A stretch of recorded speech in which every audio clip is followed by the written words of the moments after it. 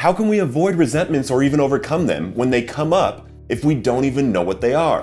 In this video, we're going to cover exactly what a resentment is, go over a bunch of examples of fourth step resentment examples, and cover how you can recognize resentment in your recovery to avoid relapse. My name is Adam Vibe Gunton. I'm the founder and executive director of Recovered on Purpose, a nonprofit organization with the mission to equip and empower addicts in recovery to share our stories powerfully with those suffering, to encourage and help addicts recover, and to share our stories in the school system to deter the future generations from going down the path of addiction. If you haven't yet, subscribe to our YouTube channel and let me know in the comments any resentment examples you have overcome in your recovery.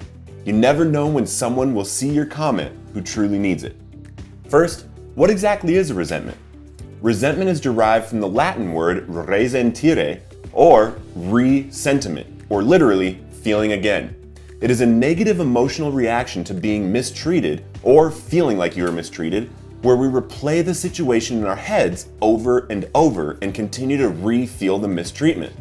Those thoughts can often evolve to fantasies of getting revenge on someone and can run rampant, continuing to grow in anger and thoughts until it becomes too much for us to handle. Some examples of what these resentments cause in our lives are repeatedly experiencing feelings of being hurt or of victimization, being trapped in a loop of self-pity and unresolved anger, oftentimes from many different things from our past that come up at different times in our life, and being unable to experience true freedom from the past with a better sense of positive mental health. So why do these resentments happen, and why do we hold on to them so much and for so long? A big part of this is who we choose to surround ourselves with. When we are surrounded by people who constantly assert how correct they are, they're exploiting us or others in front of us, or belittling us or others around us, frequently cause a rise in situations where we become resentful and re-feel these emotions caused by them. Other examples of resentment triggers are when we have a feeling of not being heard by people, when we have unrealistic expectations put on us, or we put on others without speaking to them about them, or one of my biggest ones is when people are constantly late. All of these types of situations can lead to deep-seated resentments that fester more and more over time, causing a huge impact to our mental and emotional well-being. Without work on them, they begin to become commonplace for us and difficult to recognize how deeply driven we are by resentments. Reasons why we may hold on to these resentments in our minds, even though we know they are the number one offender, include: they give us a sense of control over the situation, help us avoid uncomfortable conversations with people around us, so we internalize the communication instead of having it with them. Holding on to these can give us a sense of being right and making other people wrong. They help us avoid the deeper emotions that are beyond the anger we use to protect ourselves. They help us avoid taking responsibility for situations. Now, resentments are not unique to addicts and alcoholics. These are felt and harbored by people who don't even drink or drug. However, the issue for people with an alcohol or drug problem is we have a feeling of getting relief from these resentments when we take a drink or drug, which for us is to die.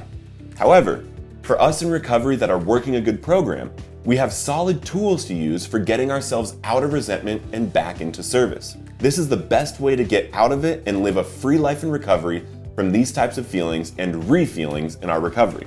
For example, a resentment may come up where when we put it down in our resentment inventory, it may look like: who I resent? Mary. The cause? She didn't invite me to dinner. What does this affect? My self-esteem, my ambitions, and my personal relationships.